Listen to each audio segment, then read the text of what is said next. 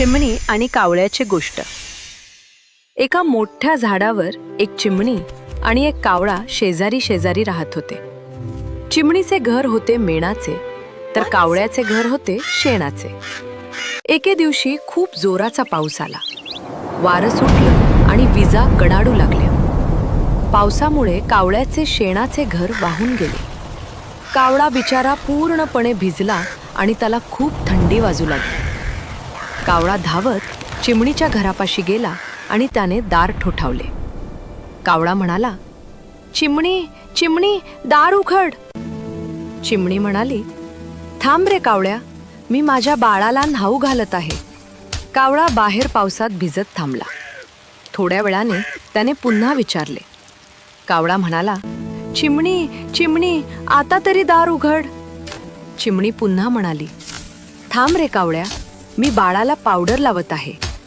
असं करत करत चिमणीने बाळाला जेवू घातलं, झोपवलं आणि मग शेवटी दार उघडलं. कावळा आत आला. त्याने स्वतःला सावरलं आणि उबदार जागी बसला. रात्री कावळ्याला खूप भूक लागली होती. चिमणीने चुलीवर खीर बनवली होती. चिमणी झोपल्यावर कावळ्याने चोरून सगळी खीर खाऊन टाकली. इतकंच नाही, तर त्याने खाल्लेली वाटी खुंटीला टांगून ठेवली. सकाळी चिमणी उठली आणि बघते तर काय, पातेलं रिकामं.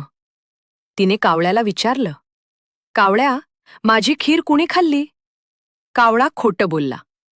मला काय माहीत, त्या खुंटीला विचार. चिमणीला राग आला. तिने खुंटी गरम केली होती. जेव्हा कावळ्याने खुंटीला स्पर्श केला तेव्हा त्याला चटका बसला आणि त्याचे खोटं बोलणं पकडलं गेलं. कावळ्याला आपल्या वागण्याचा पश्चात्ताप झाला आणि त्याने चिमणीची माफी मागितली. तात्पर्य: संकटकाळी मदत करणाऱ्यांशी कधीही विश्वासघात करू नये आणि कधीही खोटं बोलू नये. Like, share, and subscribe.